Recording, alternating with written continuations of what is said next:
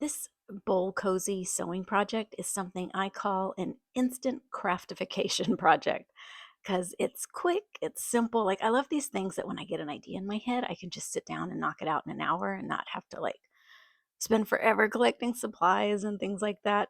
So these are really fun to make, and it's perfect for this time of year because we're on the verge of soup season. We're back to school, and in my house at least, that means lots and lots of ramen being eaten by my high schoolers and my college age kids. So this is a great project to make for them so that they can keep from burning their hands when they take those hot bowls out of the microwave. Now, to make these, it is extremely, extremely important that you are only using 100% cotton products. Okay, so the batting has to be 100% cotton, just like this Toasty Cotton that I'm using here. The fabric's got to be 100% cotton, and the thread that you use needs to be 100% cotton so that you don't risk starting any fires. I do have a free pattern for this project. If you cut these squares out in 8-inch squares, like it is in the printable pattern, that'll work for the smaller cozy. This larger one is 10-inch square, so you'll need to enlarge the pattern to make that. So you can just print that out and then cut the fabric and the batting. Now, this next step is optional, but I want to show it, especially for a beginning sewist. This is an awesome project if you are new to sewing because really all you have to do is sew in straight lines. So I'm using a ruler to draw a line from one corner to the other to make an X. And that is where we are going to sew two straight lines, making an X right across your template there. And the reason we're doing this is to hold that batting in place for the next step of this project. So again, you don't have to draw the X if you're comfortable sewing in a straight line, but this just helped me make sure that I went from corner to corner. So you can see there's my little X that I have sewn across. And now I will be folding this in half with the batting side out. All right. So I've got like, it looks like a little mouth on the side there, right? See that little thing there? So I'm folding it so that it's got that little mouth on the side, and I'm going to pin it. Now, first, I like to make sure that all my corners are lined up just so. And once I have those lined up, I will put you can use a pin, or I like to use these little clips to hold everything together so nothing slips and slides around in the sewing machine. So now this little kind of like side V, we're going to sew in a straight line right there to close that little gap. So now you can see my little line there. I have sewn across the batting to close that section up. And now I'm going to take my clips out and fold this the other way, again with the batting side out. So I've got those little flaps on the top and the bottom. Again, I am lining up the corners. I'm going to make sure that they all match up evenly. This is where it's really important that you cut the template correctly.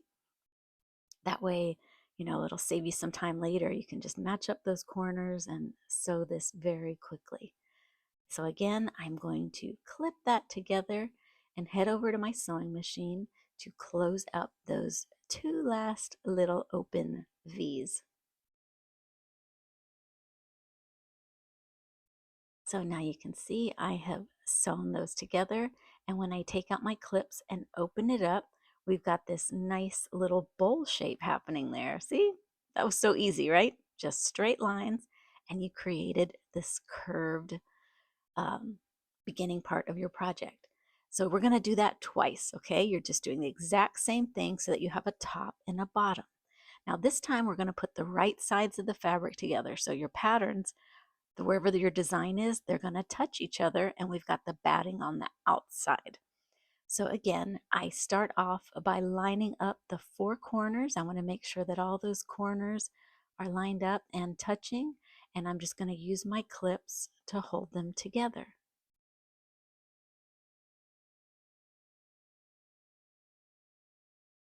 Once I've got the four corners pinned, now I'm going to focus on that middle section that has a little extra flap of fabric. You could trim that off, but all I do is I like to flip one to one side and one to the other. And this way I don't have too much bulk.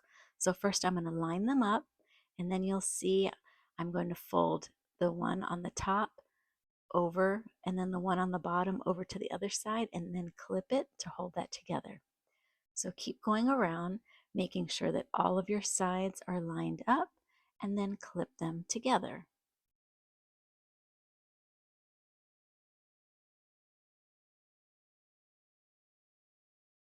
Once I have it all clipped, I will be heading back to my sewing machine and sewing all around the edges there.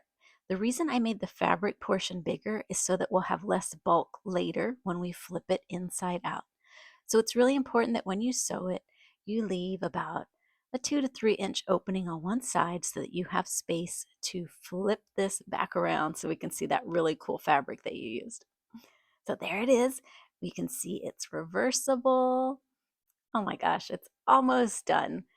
The only thing we have left to do is we've still got that open section where we flipped it inside out. So we are going to fold that down, pin it, and then sew across the top here. I'm just going to sew a line all the way around. It's going to close that gap and just kind of help even out the edges there. You could iron before you do this. Since this is just a home project for my kids, I'm just having fun with this and sewing away and having a good time on a crafternoon. So that, like I said, this is the larger one, about 10 inches. It fits this bowl perfectly, and it has room for an even larger bowl. So you can see the bottom there. It's got that nice padding from all that Toasty Cotton quilted batting. It's going to help protect hands. And I think this could be used with little kids. Like this would have worked when my kids were younger, like for their cereal bowls, because they spill that milk all over the place. So this would have caught all that, kind of like a placemat for your bowl, right? Anyway, this was so much fun to make. It was hard to just make one. I think I'm just going to pull out the rest of my scrap fabric and make a ton. Have fun crafting and creating.